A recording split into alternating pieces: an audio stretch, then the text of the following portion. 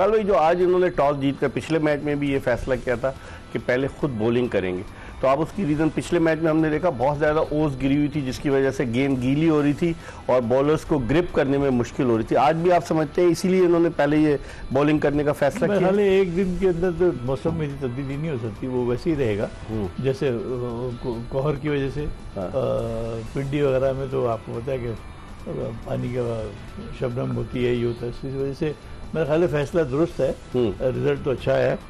और एक बड़ी बात यह है कि ये हमको मानना पड़ेगा कि पाकिस्तान टीम जो वनडे के लिए है वो सेटल हो रही है और बैटिंग ऑर्डर भी अपना प्रॉपर उसमें आ रहा है, ऑर्डर के अंदर आ रहा है आहिस्ता आहिस्ता।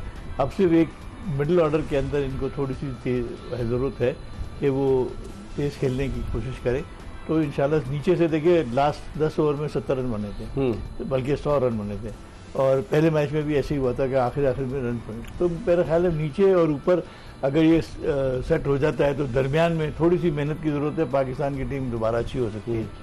अच्छा, एक और चीज़ इकबाल भाई कि शाहीन शाह अफरीदी को कप्तान बनाया है। शाहीन शाह अफरीदी बड़े ज़बरदस्त बॉलर हैं, लेकिन कप्तान बनने के बाद या तो कप्तानी का दबाव है या कोई उनके साथ फिटनेस प्रॉब्लम है कि वो उस तरह की बॉलिंग नहीं कर रहे जिसके लिए शाहीन शाह अफरीदी शोहरत रखते हैं। देखिए मेरी राय है, मैं तो क्योंकि समझता हूँ कि फास्ट बॉलर एक तो है, एक तो ये आउट ऑफ मतलब ज़ाहिर फॉर्म में नहीं है इतनी ज़्यादा जो पहले शायद हमने देखा है, तो इनको ज़्यादा कंसंट्रेट करना चाहिए बॉलिंग के ऊपर, और बजाय इसके कि कप्तानी के चक्कर में प्रेशर लेकर आप ज़्यादा तवज्जो अपनी बॉलिंग भी कम कर रहे हैं, फिर बे टाइम पे आप बॉलिंग कर रहे हैं, जो टाइम है उस पर नहीं कर रहे हैं जो करना चाहिए। तो मेरा अपना ख्याल है कि ये कप्तानी जो है ना, इनको ये आप मिल जाएगी अगर ये अच्छा करते रहेंगे और परफॉर्म करते रहेंगे तो फिर आ जाएगी इनके पास।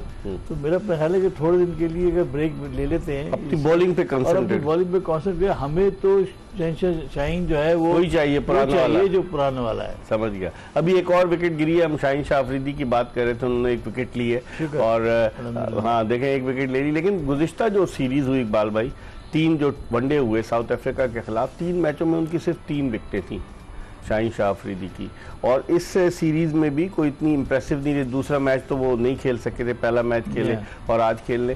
तो आप समझते हैं कि बॉलिंग अटैक पाकिस्तान का क्या होना चाहिए? नसीम शाह उनको ट्राई कर रहे हैं, फिर उनको आज आराम कराया है, फिर उसके अलावा वसीम जूनियर हमारे पास, हारिस रऊफ का तो ये कहना है कि हम रोबोट नहीं है कि हर मैच में परफॉर्म करें। तो आपके फास्ट बॉलिंग अटैक को आप कैसे देखते हैं? देखिए इतने सारे खिला दिए हैं फास्ट बॉलर अभी पिछले दिनों में, उनमें से ये तो सिलेक्शन कमेटी का काम है ना कि वो देखे कि कितने अच्छे बॉलर हैं। अब वसीम जूनियर, मैं तो हैरान हूँ कि उसको बाहर क्यों बिठाते हैं, इसको तो खिलाना चाहिए, एशिया कप में बैठा रहा है ना, तो वो अपनी बॉलिंग लाइनअप को ठीक करे। ये आपके शहनशाह हैं, हारिस है, इन्होंने बाहर थोड़ी बैठना है, इन्होंने खेलना है। अगर ये सीनियर प्लेयर, अगर एक्सपीरियंस प्लेयर नहीं खेलेंगे तो ये नए बच्चे तो नहीं बोझ उठा सकते पूरा। सही। तो ये ज़रूरत है इस बात की कि इनको खिलाया जाए और इनको रखा जाए, और ख़ासतौर पे 2-3 नए लड़के बहुत अच्छे थे, मैं उनका नाम मुझे याद नहीं है, वो मिर्जा, एक लड़का सलमान मिर्जा फास्ट बॉलर, वो T20 का उसको T20 खिला रहे हैं। अब्बास आफरीदी, उमर गुल का भतीजा, मतलब वनडे में खिलाए तो सही ना, आप किसी को ट्राई तो करें।